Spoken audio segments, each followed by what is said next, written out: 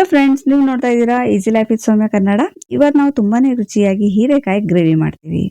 ಈ ಗ್ರೇವಿ ಚಪಾತಿಗೆ, ಅನ್ನಕ್ಕೆ, ಪೂರಿ, ದೋಸೆ ಎಲ್ಲದಕ್ಕೂ ಹೊಂದ್ಕೊಳ್ಳುತ್ತೆ. ಮಾಡೋದು ತುಂಬಾನೇ ಸುಲಭ. ಹಾಗಾದ್ರೆ ಬನ್ನಿ ವಿಡಿಯೋ ಸ್ಟಾರ್ಟ್ ಮಾಡೋಣ. ಮೊದಲಿಗೆ ನಾನಿಲ್ಲಿ ಒಂದು ದೊಡ್ಡ ಸೈಜಲ್ಲಿ ಹೀರೆಕಾಯಿ ತಗೊಂಡಿದ್ದೀನಿ. ಇದು ಅರ್ಧ ಕೆಜಿಗಿಂತನೂ ಸ್ವಲ್ಪ ಕಮ್ಮಿ ಇದೆ. ಈಗ ಇದನ್ನ ಚೆನ್ನಾಗಿ ತೊಳೆದ್ಬಿಟ್ಟು ಸಿಪ್ಪೆ ತೆಗೆದ್ಬಿಟ್ಟು ಸಣ್ಣದಾಗಿ ಕಟ್ ಮಾಡ್ಕೋಬೇಕು. ಈ ತರ ನೋಡಿ, ಸಾಗುಗೆಲ್ಲ ಕಟ್ ಮಾಡ್ತಾರಲ್ಲ, ಈ ತರ ತುಂಬಾನೇ ಸಣ್ಣ ಕಟ್ ಮಾಡ್ಕೊಂಡಿದ್ದೀನಿ. ಇದ್ರ ಜೊತೆಗೆ ಅರ್ಧ ಮುಕ್ಕಾಲ್ ಕಪ್ ಅಷ್ಟು ಗಟ್ಟಿ ಕಾಯಿ ಹಾಲು ಕೂಡ ರೆಡಿ ಮಾಡಿ ಇಟ್ಕೊಂಡಿದ್ದೀನಿ. ಇವಾಗ ಬೇಗನೆ ಗ್ರೇವಿ ಮಾಡ್ಕೊಳ್ಳೋಣ.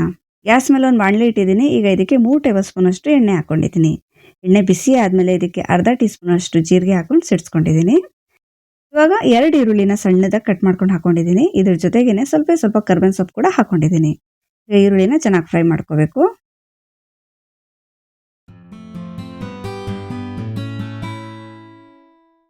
ಇವಾಗ ಈರುಳ್ಳಿ ಫ್ರೈ ಆಗಿದೆ. ಇವಾಗ ಇದಕ್ಕೆ 1 ಟೀ ಸ್ಪೂನ್ ಅಷ್ಟು ಶುಂಠಿ ಬೆಳ್ಳುಳ್ಳಿ ಪೇಸ್ಟ್ ಸೇರಿಸ್ಕೊಂಡು ಸ್ವಲ್ಪ ಹುರ್ಕೋಬೇಕು.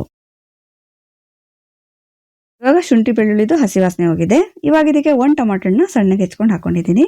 ಇದ್ರ ಜೊತೆಗೇನೆ ರುಚಿಗೆ ತಕ್ಕಷ್ಟು ಉಪ್ಪು ಹಾಕೊಂಡು ಟೊಮಾಟೋನ ಸಾಫ್ಟ್ ಆಗೋವರೆಗೂ ಹುರ್ಕೋಬೇಕು. ಟೊಮಾಟೋನ ಜೊತೆನೆ ಉಪ್ಪು ಹಾಕಿದ್ರೆ ಟೊಮಾಟೋನು ಬೇಗ ಸಾಫ್ಟ್ ಆಗುತ್ತೆ. ನೋಡಿ, ಇವಾಗ ಟೊಮಾಟೋನ ಕೂಡ ಸಾಫ್ಟ್ ಆಗಿದೆ. ಇವಾಗ ಇದಕ್ಕೆ ಹೀರೆಕಾಯಿ ಸೇರಿಸ್ಕೊಳ್ಳೋಣ.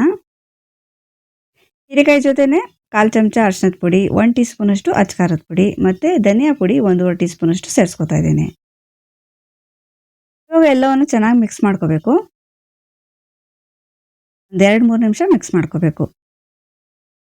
ಮಿಕ್ಸ್ ಮಾಡ್ತಾ ಈ ತರ ಸಾಫ್ಟ್ ಆಗುತ್ತೆ.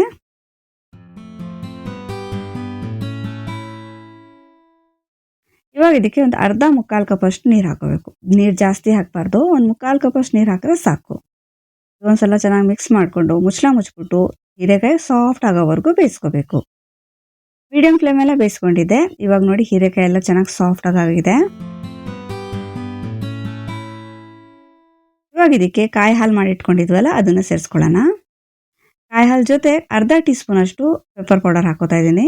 ಈ ಥರ ಲಾಸ್ಟಲ್ಲಿ ಕಾಯಿ ಹಾಲು ಜೊತೆಗೆ ಪೆಪ್ಪರ್ ಪೌಡರ್ ಹಾಕಿದಾಗ ಕಾಂಬಿನೇಷನ್ ತುಂಬ ಚೆನ್ನಾಗಿರುತ್ತೆ ಮತ್ತು ಒಳ್ಳೆ ರುಚಿ ಬರುತ್ತೆ. ಒಂದ್ಸಲ ಉಪ್ಪು ಚೆಕ್ ಮಾಡಿಕೊಂಡು ಮುಚ್ಚಿಬಿಟ್ಟು ಮತ್ತೆ ಮೀಡಿಯಂ ಫ್ಲೇಮಲ್ಲಿ ಒಂದು 5 ನಿಮಿಷ ಕುದಿಸ್ಕೋಬೇಕು. 5-6 ನಿಮಿಷ ಆಗಿದೆ. ಇವಾಗ ಈ ಗ್ರೇವಿ ಫುಲ್ ರೆಡಿ ಆಗಿದೆ. ಲಾಸ್ಟಲ್ಲಿ ಬೇಕಾದ್ರೆ ಸ್ವಲ್ಪ ಕೊತ್ತಂಬರಿ ಸೊಪ್ಪನ್ನ ಹಾಕೋಬಹುದು. ನಾನು ಹಾಕಿಲ್ಲ.